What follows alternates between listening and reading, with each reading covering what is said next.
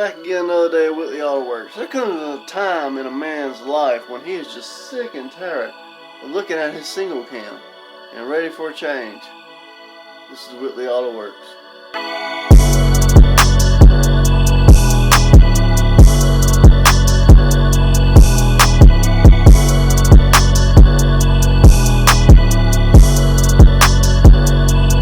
So as I said, today I am pulling this motor out. I am sick of looking at it. It's been fun, it's great on gas mileage, but that is not what I bought this car for. So guess what? We are yanking this motor out. Let's get to it.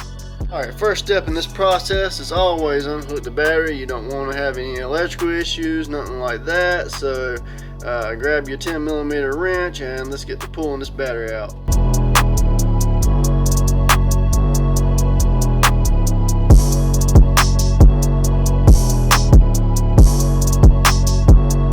Alright, battery's out, so I'm probably going to move the battery tray and I'm going to start pulling off some of these accessories. So let's get to it.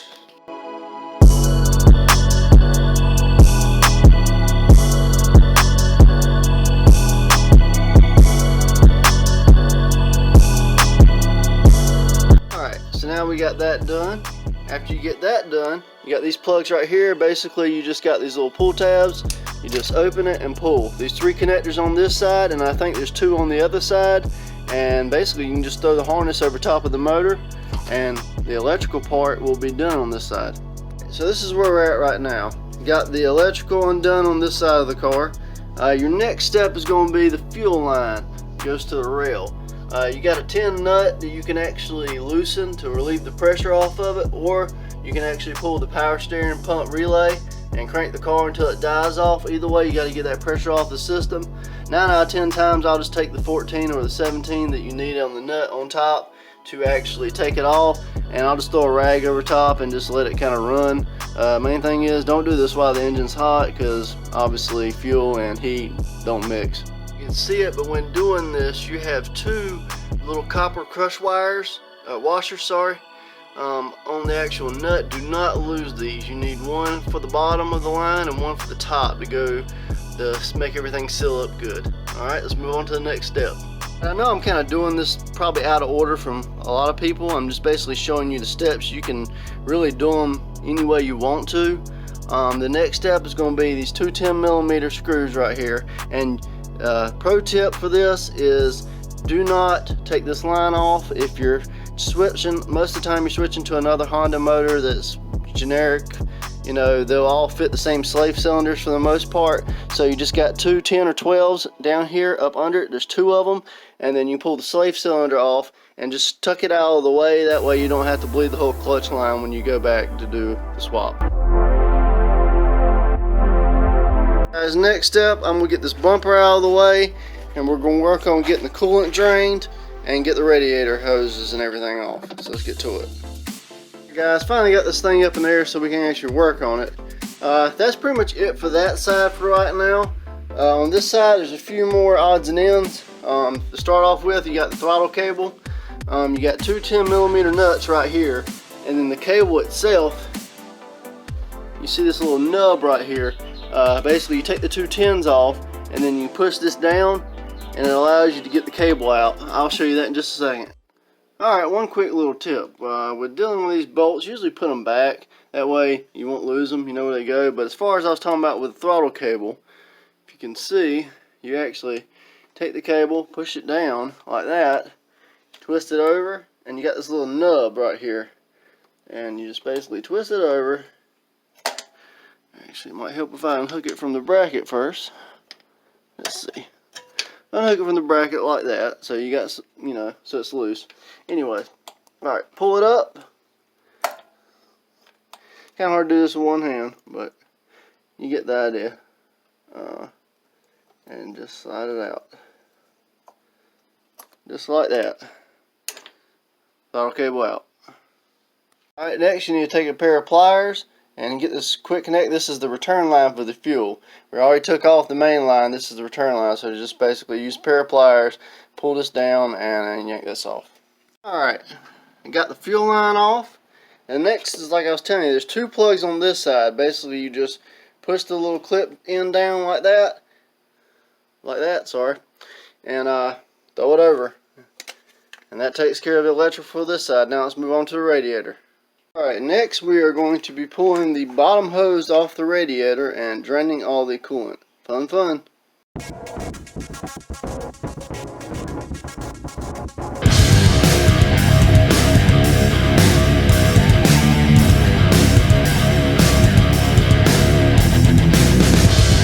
And that's how you make a mess.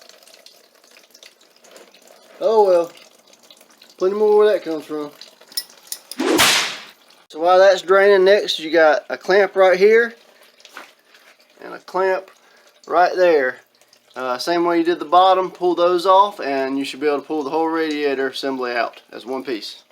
And now we got the radiator out. As you can see, we're getting a little bit closer, exposing some stuff. Let's keep going. Next, we're going to tackle the axles. I jump ahead too far. The axles, yes, we're still losing coolant. It's fine. I'll clean it up. You got this other secondary front engine support, and the easiest way to take it off is you got two bolts. One right here and one on the back side. They're 14, so just zip those off and you can leave the whole mount and everything attached. Guys, I know I said to leave these 3 bolts alone.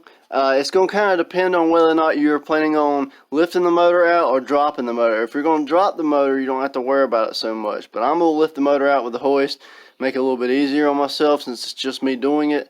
So I'm going to zip these out since I got the radiator out of the way and get the impact in and zip them out. They're 17 millimeters, it's just 3, so get them out of the way and then we'll move on to the axles. I'm kind of jumping around. Basically, you can do these steps in any order you want, like I said. But I'm going to go ahead, and you got this brake booster line right here. You got to get this off, which is in just another pair of pliers, and then just pull the line up. Alright guys, so now we're moving on to the axle segment. For doing the axles, you got 2 ways you can do it. You can pull the whole hub out, which if you do that, you got this top nut right here. It's a 14, it's a 17 or 14. I can't remember which one right now. Let me get a light so you can see it better. There you go. And you got a cotter pin through it, so you've got to pull the cotter pin out and then you can loosen it. A lot of times after people loosen it, they'll hit it with a hammer to kind of knock it free. I have a pickle fork. You can get one from any parts store. You can rent it probably and take it back. So if you have to use a pickle fork, but the way I'm going to do this is I'm going to take that one off, and then you got the outer tie rod right here. It's the same deal. So you just pop these 2 off. And then what that'll do is that allows you to take this right here and pull it all the way back. And then you got a 32 millimeter nut right here to zip this off. And you should be able to pull the axle out. So I'll show you when I'm done. You guys are wondering what the heck a pickle fork is? This is a pickle fork. You basically take it and wedge it in here in between the bushing and hit it with a hammer until you pop everything loose. Guys, so I got the tie rod and the upper control arm loose. They were both 17s. One thing I did forget is the fork for the strut. If you actually saw my coilover video, if not, go back and watch it. Showed you how to do that. But you got a 14 right here and a 17 down here. You got to take those off, because if not, the axle will bind inside of that. So you just get that off and you repeat the process for the other side. Alright guys, so as you can see, I finally got the axle out. The only last step for the axle removal is right under here. We're sideways. You want to get a screwdriver in between the axle and the actual housing.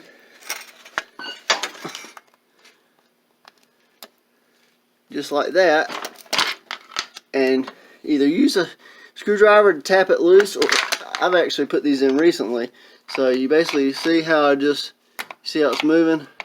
I just broke it loose and just pull it out. You might lose a little bit of trans fluid. No big deal, because we're swapping.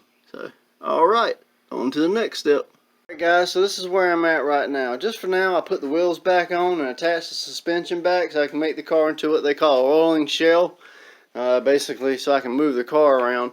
That's one we'll be using to pull the motor out. So basically I'm going to have to roll it forward to get it. Got the axles out. They're over here, out of the way, the radiator and some of the other stuff. And this is where we're at right now. The next part of this is going to be getting the exhaust off and the shift linkage off. and what they usually refer to as the bitch pin. Let's jump on it. Guys, I know it's a little tight under here, but basically got two 10mm nuts holding on the exhaust back here, and then you got a 12 right here holding on this part of the linkage. It's a two-part linkage. You got this right here, which basically is your stabilizer bar, and then you got this part, which is actually your gear selector. And this is where the bitch pin lies. I'll show you where that's at right after I get the front part off, and I'm going to go ahead and zip this exhaust off. Alright guys, well, there's a couple things I did under the car. It's going to be easier for me to actually show them to you once I get everything pulled out, so don't worry, I'm still going to show them to you. I'm just going to wait till I got the motor pulled out, but as you can see, it's rocking. We're about ready to pull it out. You got two heater lines that actually go on the block, and they attach a little bit further up here. So I got to undo those, and then it's just the motor mount bolts, and we're ready to pull her out. So let's get to it. Woo! Alright guys, so this is where we're at right now. Got everything undone. The motor is ready to come out. The last thing you got to do is you got these three bolts right there, as you can see them, which I'm probably going to leave in, but I'm actually going to take the front motor mount bolt right down there, this little guy right here. It's a 17 or a 19, I can't remember which one. Don't quote me on that. On that side, I think it's a 17. And then there's one on this side right there too. And she's ready to come out. So let's get those bolts out and let's pull this motor out.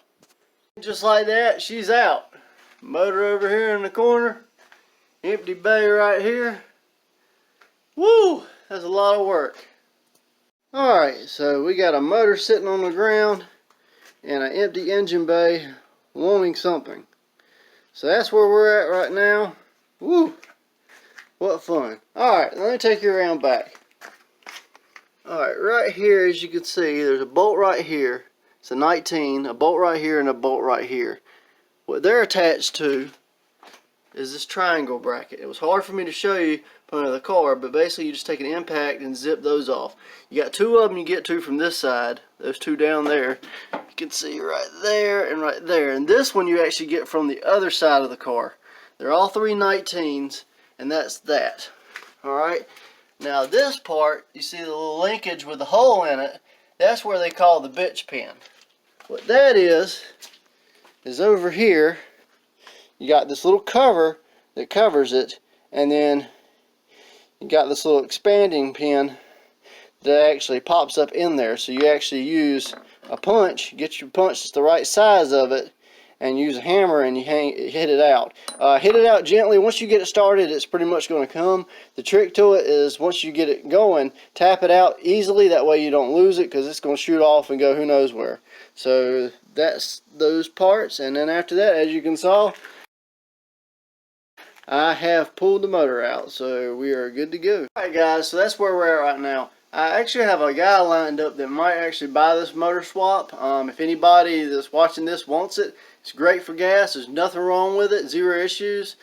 Hit me up and we'll get a price. We'll work together on it. But anyways, I got it pulled out now. So hopefully in the next episode we'll be finding us a swap, and we'll be continuing on this project, finally getting this car to where it can do some exciting things. So anyways, I appreciate y'all sticking with me. Those of you who have, and if you haven't, show your friends, let them follow us with the build. As you can see, we're actually starting to ramp it up. We've done paint, we've done all kinds of mess on this car. So now we got the motor pool, we got a bare bay. We're going to be doing some other stuff on the bay before we put the new motor in. So a lot of cool things. So check me out next time. Share with your friends. Like, share, comment, subscribe. I appreciate all y'all. We'll see you on the next one.